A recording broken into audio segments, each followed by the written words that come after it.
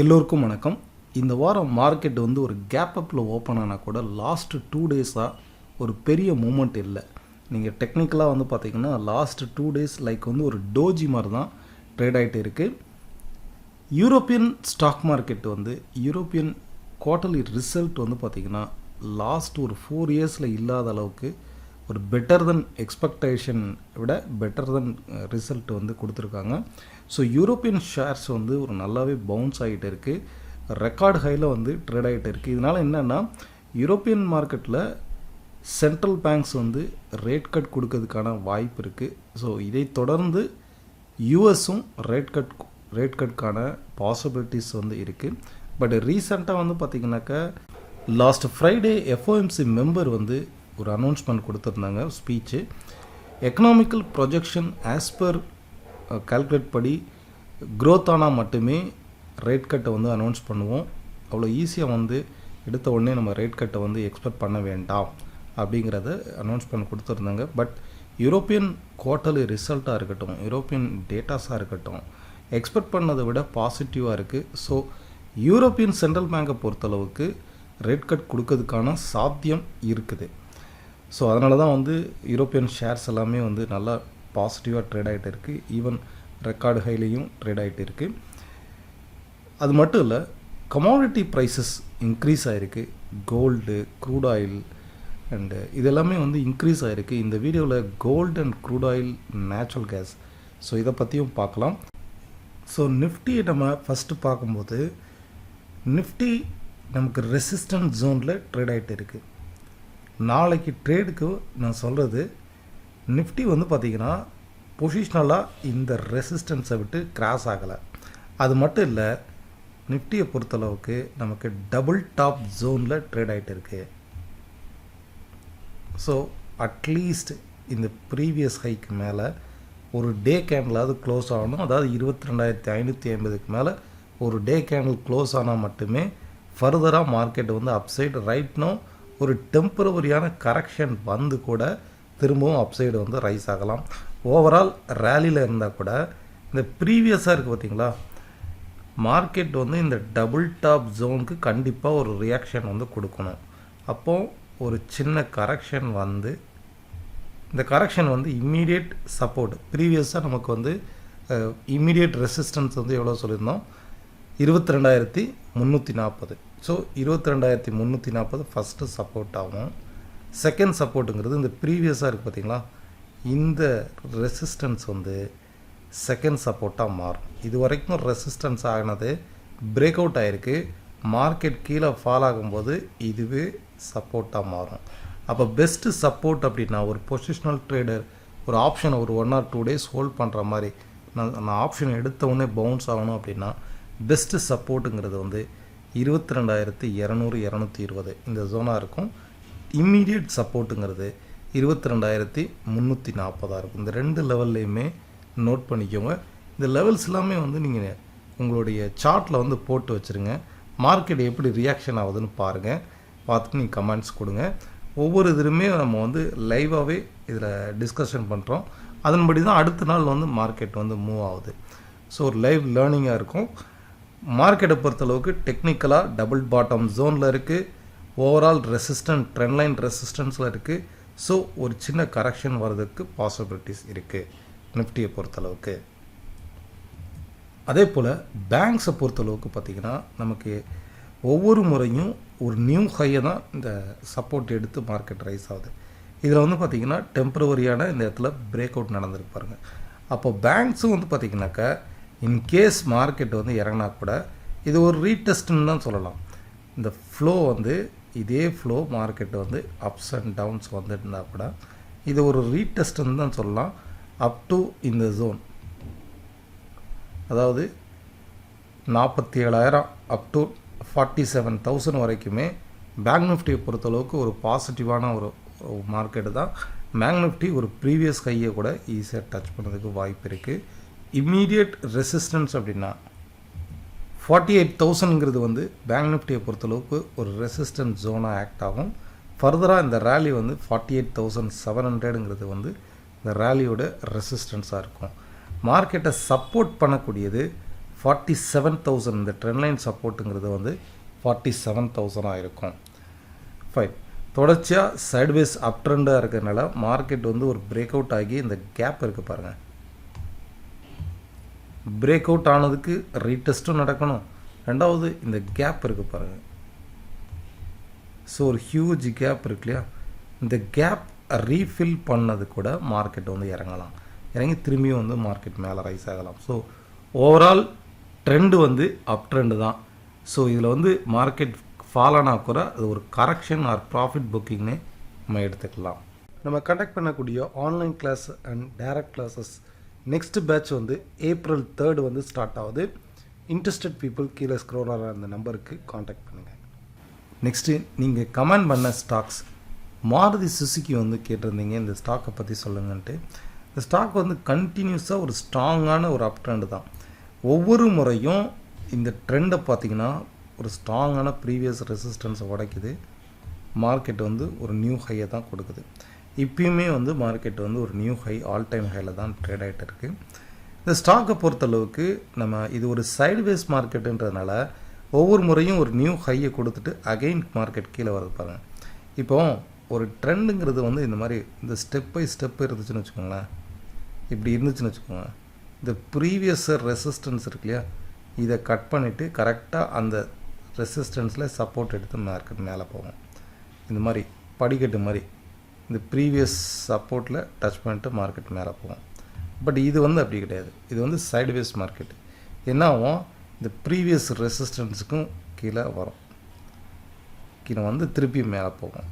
அப்போ ஒவ்வொரு முறையும் இந்த ரெசிஸ்டன்ஸை உடைச்சது அப்படின்னா திருப்பியும் அந்த ரெசிஸ்டன்ஸுக்கு கீழே மார்க்கெட் வந்து அகெயின் மார்க்கெட் நியூ ஹையை கொடுக்குது. இப்போ இந்த இடத்துல பாருங்கள் நியூ ஹை கொடுக்குதா. ஸோ இந்த மாதிரி மார்க்கெட்டில் ஒன்லி பாட்டம் அவுட் இருக்கு இல்லையா, இந்த ட்ரெண்டை தான் நம்ம வந்து ஃபோக்கஸ் பண்ணணும். ஸோ அப்படி பார்க்கும்போது மாருதி சுசுகி வந்து மினிமம் ஒரு 11,000 வந்துச்சுன்னா பை சைடை வந்து ஃபோக்கஸ் பண்ணலாம். பெஸ்ட்டு ஃபேர் வேல்யூன்னு சொல்லலாம். ஓகே, ரைட் நோ மார்க்கெட் இந்த ட்ரெண்டை பொறுத்தளவுக்கு ஓவர் வேல்யூ தான் இருக்குது. ஒரு கரெக்ஷன் கண்டிப்பாக வரும். இந்த கரெக்ஷன் வரும்போது அக்யூமுலேட் பண்ணுங்கள். ஒரு 11,000லேருந்து 10,800ங்கிறது ஒரு பெஸ்ட்டு வேல்யூ. இந்த ஸ்டாக்கை ஒரு ஷார்ட் டேர்மில் பை பண்ணுறதுக்கு வேல்யூவான ஒரு ப்ரைஸ் வந்து 10,800 ரூபாயிலேருந்து 11,000 ரூபா. இந்த ப்ரைஸில் வந்து ஒரு பெஸ்ட்டு ப்ரைஸாக இருக்கும். நெக்ஸ்ட்டு BHEL இந்த ஸ்டாக்கை பற்றி கமெண்டில் கேட்டிருக்கீங்க. இந்த ஸ்டாக்கை பொறுத்தளவுக்கு ஒரு ஸ்ட்ராங்கான ரெக்கவரி வந்து இந்த மந்த்லி வைஸாக நடந்திருக்கு. நீங்கள் இது வரைக்கும் எடுத்து பார்த்தீங்கன்னா ஒரு கிட்டத்தட்ட இந்த ஸ்டாக்கை பொறுத்தளவுக்கு ஜனவரி 2008 சைட்வேஸ் ஃபால் ஆன மார்க்கெட்டு இப்போ தான் இந்த வருஷம்தான் மட்டும்தான் ரீபவுண்ட் ஆகிருக்கு. இந்த ஸ்டாக்கை பொறுத்தளவுக்கு ஓவரால் ரெசிஸ்டன்ஸில் ஒரு பிரேக் அவுட் நடந்திருக்கு. ஓகே, கரெக்டாக வந்து பார்த்திங்கன்னா பிரேக் அவுட் நடந்திருக்கு. பட் இந்த பிரேக் அவுட் வந்து மோஸ்ட்லி இந்த பிரேக் அவுட் வந்து அந்தளவுக்கு வேலிடாக இருக்காது.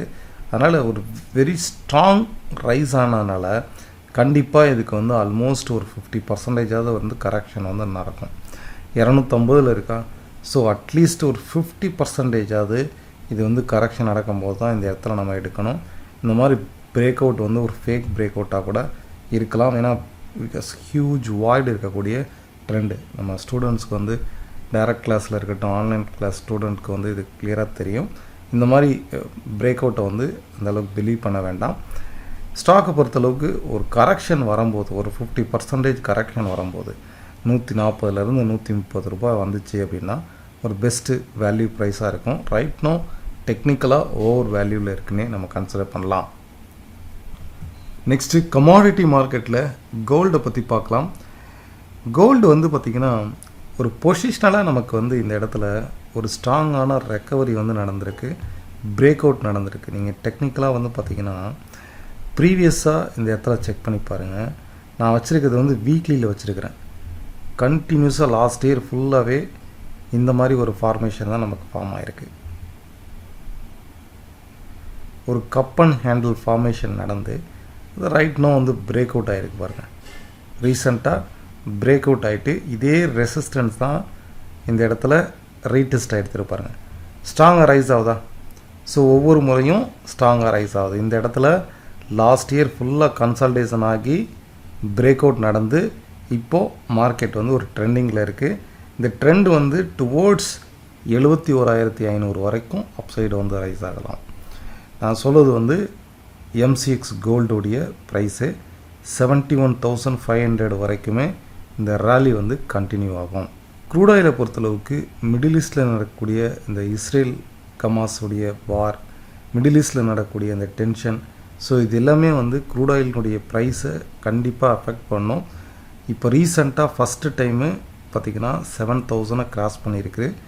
க்ரூடு வந்து இன்னும் ப்ரொடக்ஷன் கட் பண்ண போகிறோம் அப்படின்னு சொல்லிட்டு மிடில் ஈஸ்டில் வந்து சில நியூஸஸ்லாம் வந்து வந்துட்டுருக்கு. ஸோ க்ரூடை பொறுத்தளவுக்கு நெக்ஸ்ட் லெவல் வந்து 7,500ங்கிறது நெக்ஸ்ட் ரெசிஸ்டன்ஸாக இருக்கும். பாட்டம் சப்போர்ட் அப்படின்னா இன்கேஸ் மார்க்கெட் ஃபால் ஆச்சு அப்படின்னா கூட 6,700ங்கிறது வந்து மோஸ்ட்லி நமக்கு வந்து பெஸ்ட்டு சப்போர்ட்டாக இருக்கும். இந்த லெவல் வந்து பொசிஷனல் சப்போர்ட்டுங்கிறது 6,700. ஓகே, அப்சைட் ரெசிஸ்டன்ஸுங்கிறது இந்த ரேலிக்கு பொறுத்தளவுக்கு 7,500. நெக்ஸ்ட்டு என்ஜி வந்து பார்க்கலாம். நேச்சுரல் கேஸை பொறுத்தளவுக்கு ஒரு ஷார்ட் டேர்ம் மார்க்கெட் வந்து ஒரு ரேஞ்ச் பவுண்டில் தான் ட்ரேட் ஆகுது. பட் இன்றைக்கி இன்ட்ராடேயை பொறுத்தளவுக்கு இது ஜிஏ வேவ்னு சொல்லுவோம். ஜிஏ வேவ் மெத்தட் படி மார்க்கெட் வந்து ஒரு புல் பேக் ரேலி இப்போ ரைட்னோ 156 சம்திங்கில் ட்ரேட் ஆகுதா. ஸோ டுவோர்ட்ஸ் 158.70 வரைக்கும் இன்றைக்கி இன்ட்ராடேயில் வந்து ரைஸ் ஆகலாம். பை சைடு வந்து தொடர்ச்சியாக பை சைட்லேயே இருங்க. இன்கேஸ் மார்க்கெட் ஃபால் ஆனால் கூட அப் டு 153ங்கிறது வந்து நமக்கு சப்போர்ட்டாக இருக்கும். அப்சைட் ரெசிஸ்டன்ஸ் இது நான் வந்து ஸ்டூடெண்ட் குரூப்பில் ஷேர் பண்ணியிருக்கிறேன், வாய்ஸ் மெசேஜாக வந்து ஷேர் பண்ணியிருக்கிறேன், 2 ஸ்டூடெண்ட் குரூப்பில் ஷேர் பண்ணியிருக்கிறேன். ஸோ டுவோர்ட்ஸ் 158.70 வரைக்கும் இன்றைக்கி இன்ட்ராடேயில் அப்சைடு போகிறதுக்கான வாய்ப்பு இருக்குது. டெம்பரவரியாக ஒரு சைட்வேஸ் மார்க்கெட்டு தான் ஒவ்வொரு முறையும் ரெசிஸ்டன்ஸை கிராஸ் பண்ணி நெக்ஸ்ட் லெவலில் வந்து ரீச் ஆகுது. ஃபைன், இந்த வீடியோ வந்து உங்களுக்கு யூஸ்ஃபுல்லாக இருக்கும்னு நினைக்கிறேன். செக்டார் வைஸ்ன்னு பார்க்கும்போது தொடர்ச்சியாக auto sector, metal sector and reality sector இந்த ஸ்டாக்ஸை வந்து ஃபோக்கஸ் பண்ணி பாருங்கள். மெட்டல்ஸில் வந்து Hindalco and Hindustan copper, so இந்த ஸ்டாக்லாம் ஃபோக்கஸ் பண்ணி பாருங்கள். கண்டினியூஸாக மெட்டல் ஸ்டாக்ஸ் வந்து ஒரு ஸ்ட்ராங்கான ரெக்கவரி ஆகுது. ஈவன் நீங்கள் ஸ்டீல் சைடு எடுத்துக்கோங்க, டாடா ஸ்டீலு, ஜிஎஸ்டிடபிள்யூ ஸ்டீலு, இந்த மாதிரி மெட்டல் அண்ட் மினரல்ஸ் ஸ்டாக்ஸ் வந்து ஒரு ஸ்ட்ராங்கான ரெக்கவரியில் இருக்குது. செகண்ட் வந்து பார்த்திங்கனாக்கா மீடியா ஸ்டாக்ஸ், நம்ம நேற்று சொன்னோம் மீடியா ஸ்டாக்ஸ் வந்து ரெக்கவர் ஆகும்ன்ட்டு, மீடியாவும் இன்றைக்கி ரீபவுண்ட் ஆகிருக்கு. அண்ட் ஐடி ஸ்டாக்ஸ் வந்து ஆல்மோஸ்ட் ஒரு பாட்டம் அவுட் ஆகிருக்குன்னே சொல்லலாம். ஐடி செக்டார் எடுத்து பார்த்திங்கன்னா நீங்கள் டே வைஸாக எடுத்து பார்த்தீங்கன்னா ஐடி செக்டார் வந்து ஆல்மோஸ்ட் ஒரு பாட்டம் லெவலில் தான் ட்ரேட் ஆகிட்டு இருக்குது. இன்னும் கொஞ்சம் மார்க்கெட் கீழே ஃபால் ஆச்சு அப்படின்னா சப்போர்ட் எடுத்து ஒரு ஸ்ட்ராங்கான ரேலி இருக்குது. இது வரைக்கும் ஃபால் ஆன மாதிரி ஒரு ஸ்ட்ராங்கான ரேலி இருக்குது. வெயிட் பண்ணுங்கள், ஒரு 1 or 2 days வெயிட் பண்ணுங்கள். ஆட்டோ சேல்ஸு, ஆர்பிஐ மீட்டிங் வந்து இந்த வாரம் வந்து இருக்குது. மார்க்கெட்டுடைய மூமெண்ட்ஸ் பார்த்துட்டு கூட ஐடி ஸ்டாக் சப்போர்ட் எடுத்து திரும்பிச்சு அப்படின்னா பொசிஷனலாக நீங்கள் என்டர் பண்ணலாம். Fine, thank you. நீங்கள் வேறு ஏதாவது இண்டிவிஜுவல் ஷேர்ஸ் இருந்துச்சுன்னா கீழே கமெண்ட் பாக்ஸில் தெரிவிங்க. நன்றி, வணக்கம்.